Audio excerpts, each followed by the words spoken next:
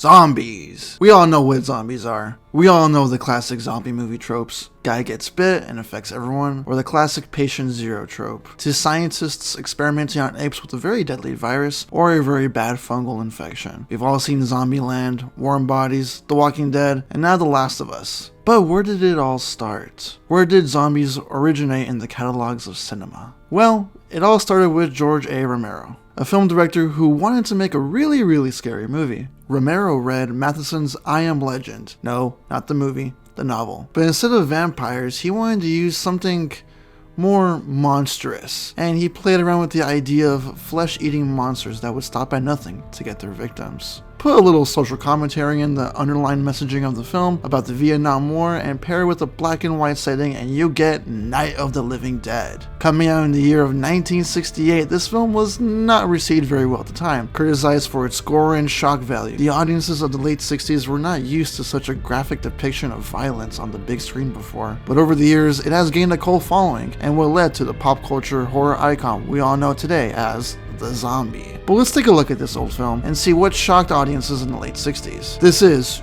George A. Romero's Night of the Living Dead. They're coming for you, Barbara. Go down in that damn cellar. Get out of here!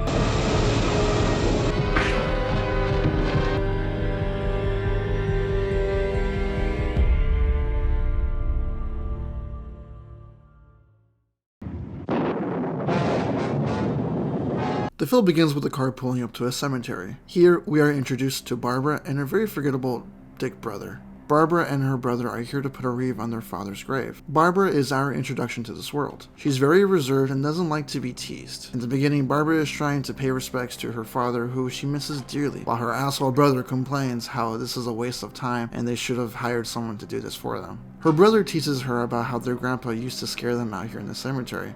As her brother is talking, we see a man just walking about, minding his own business. Nothing scary about that or anything. As her brother continues to scare and tease her, Barbara walks away from him and into the path of this odd walking man. But as her paths cross, the man begins to attack Barbara in a very vicious manner, and here we are introduced to our first zombie of the film. Her brother goes in and frees his sister and fights the zombie off, but gets quickly dealt with.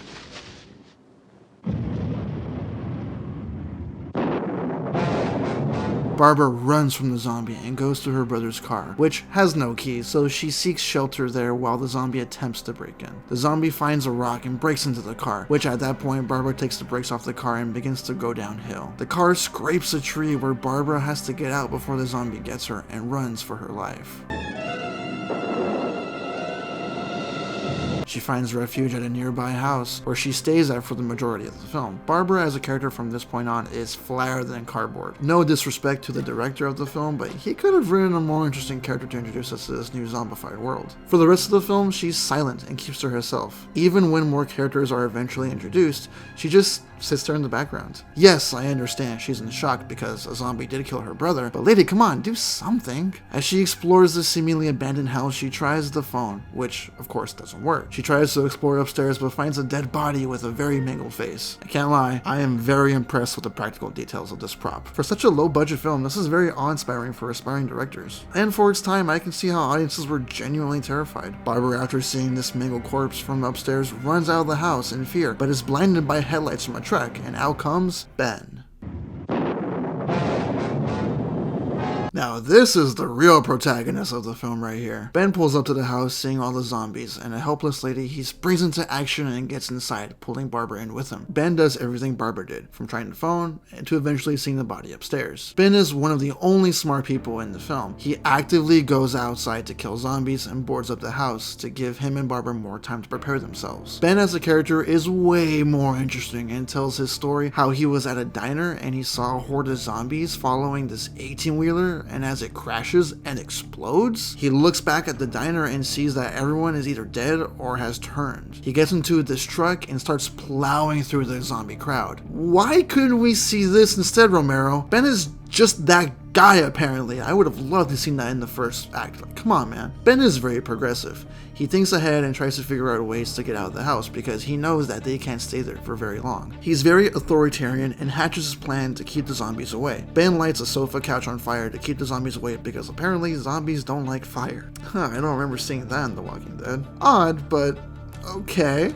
Sure. I mean, this is the first depiction of zombie, so let's give it a little bit of leeway from the knowledge we know now of the modern day zombie. As the two tell each other their backstories and how they came into the house, Barbara remembers her brother is still out there and he needs their help. Ben, knowing he's probably dead, tries to tell Barbara this, but she won't listen to the point where she slaps Ben. But Ben ain't having that shit slide. No sir. So he one punches that bitch to sleep! Honestly, one of the few highlights of this film. Ben boards up the house while also finding a radio and a gun. We learn from the radio that everywhere across the US there are mass murders and killings in every home in America, from Washington DC to Houston, Texas to Oregon. No one can figure out why these killings are occurring, but the silver lining is that these assassins, yes, they are actually called assassins, look like ordinary people, and that everyone should lock up their doors and keep safe. Ben goes upstairs to see how many zombies are surrounding the place and tells Barbara that if any one of them comes in that he will hear it and come down to her aid. As Ben is upstairs, Barbara notices the door starts to move a little bit, and then BAM!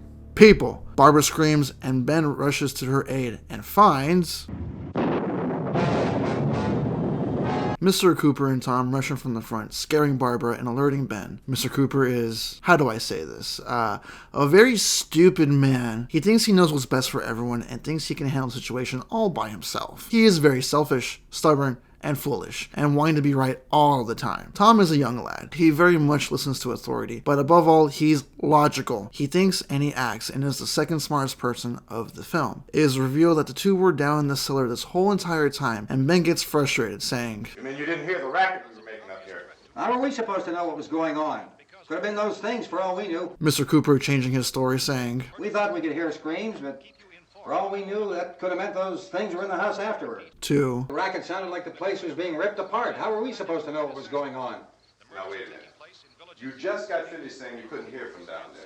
Now you say it sounded like the place was being ripped apart. It would be nice if you get your story straight, man. This, of course, gets Ben a little mad. Ben and Mr. Cooper argue about which is the safest place to stay. Mr. Cooper says the cellar, while Ben says up in the house with all the resources. Duh. Tom breaks up the argument, ultimately taking Ben's side with his logical thinking. As Ben goes out to try and board up the house some more, he is grabbed from the window by zombies. Tom grabs a nearby knife and cuts the fingers off the zombie from grabbing Ben. Ben shoots the zombie in the chest with no effect. He then shoots the zombie in the head, where the zombie stays down. Good old classic headshot. At least now we know where it originated from. This event only further proves Mr. Cooper's point, which he heads downstairs in the cellar and locks it up. But before he does, Tom asks his girlfriend to come up and stay with him in the house. Mr. Cooper then locks the door behind him, leaving Mr. Cooper and child and wife, Helen, in the cellar. Helen is another rational thinking character, and above all, she does not like her husband at all. She cares for her child Karen, who is sick, and she may or may not have been bit by a zombie. I wonder what will happen later. Helen asks what happened above, but Mr. Cooper just gives her bits and pieces of detail of what happened. Mr. Cooper then tells her that there's a radio upstairs, and then she dogs on him for locking them downstairs when there's a radio upstairs. Just then, Tom yells to Helen that there's also a TV, so Helen says bye to Mr. Cooper's bitch ass and goes upstairs to see what's up. From the TV, we learned that an Explorer satellite that was shot to Venus came back to Earth with a mysterious radiation and may be the cause of this zombie outbreak. We also learned that the victims of the zombies come back to life, go figure. Now the situation has changed. The government is issuing all towns across the US to arm themselves and fight back. We also see a reporter talking to a general and a NASA scientist confirming that the Venus radiation, or whatever, is the cause of this outbreak. Ben knows they can't stay here for long and hatches a plan to put gas in the truck and get everyone out of here. Tom says there's a pump by the barn, but he needs the key. Mr. Cooper says there's a key ring down in the cellar, which might have the key to the gas pump. But to distract the zombies long enough for Ben and Tom to pull this off, they are going to need some fire. And for that, they will make Molotov cocktails to throw at the zombies because the zombies apparently hate fire in this movie. Tom kisses his girlfriend goodbye. Ben readies himself. Mr. Cooper gets ready to throw some Molotov cocktails off from the roof, and the plan is in action. Mr. Cooper starts throwing the cocktails off from the roof, lighting up the zombie bastards, while Ben and Tom get the truck started. As the plan is in action, Tom's girlfriend stupidly follows Tom and gets in the truck. With adding on an extra member, the three get the truck started and make their way to the pump. They get to the gas pump, but they can't seem to open it, even with all the keys on the key rings, so Ben, being the badass that he is, shoots the damn thing off. Ben, during this plan, has a torch to keep the zombies away.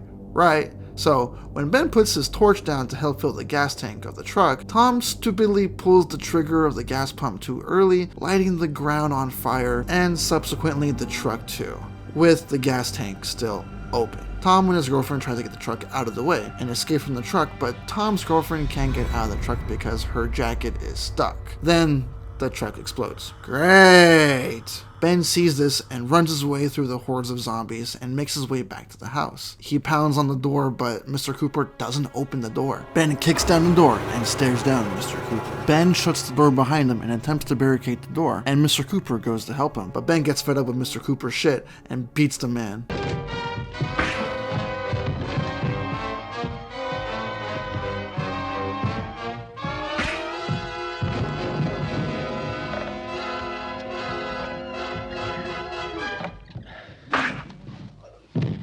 Mr. Cooper now knowing his place, the group then turns on a TV to see local militias around the country defending their towns and citizens. But before the broadcast can go any further, the power gets cut off and zombies are trying to get into the house. Ben goes to board up the windows and keep the zombies out, but he leaves his gun unguarded, and Mr. Cooper sees the opportunity and takes Ben's gun. He points the gun at Ben and demands Helen to go back down to the cellar. Ben throws a plank of wood at Mr. Cooper, and Ben goes to take the gun away and shoot Mr. Cooper's ass. Helen gets stupidly close to the door, and zombies come out and grab her. Mr. Cooper, who is somehow still alive, makes his way down to the cellar and dies before seeing his daughter. The door eventually breaks and the zombies come rushing in. Helen escapes to the cellar. Oh hey, look who it is! It's the zombie dick brother. Barbara's zombie brother comes in and takes her away, and Ben fights off the zombies. Helen goes down to the cellar to see her daughter Karen, who is now a zombie, eating Mr. Cooper. Helen tries to reach her poor daughter, but it's ultimately ineffective as Karen grabs a garden tool and stabs Helen, killing her.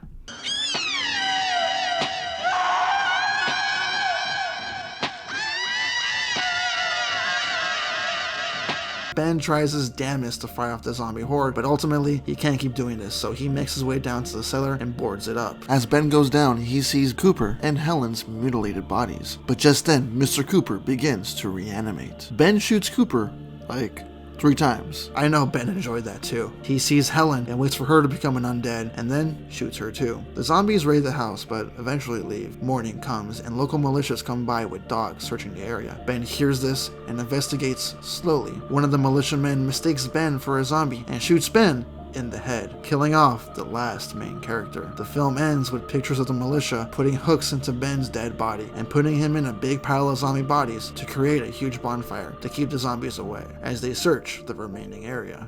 This film introduced a lot of classical themes and tropes we know today. The classic bite and you get infected, the flesh eating, and the slow movements. This film didn't get a sequel till 1978, titled Dawn of the Dead, which spawned Romero's Dead series. The last sequel was in 2005, Land of the Dead. This may not be the best zombie movie ever made, but it was the first that started it all. Night of the Living Dead is a great watch for the Halloween time. It certainly won't get you spooked, but it's a fun watch nonetheless, and it comes highly recommended for all horror movie enjoyers and cinephiles alike. I hope you enjoyed this video, and stay tuned for next week's video. For more reviews and opinions on all things zombie related, consider subscribing and staying tuned to the Negative Prince channel.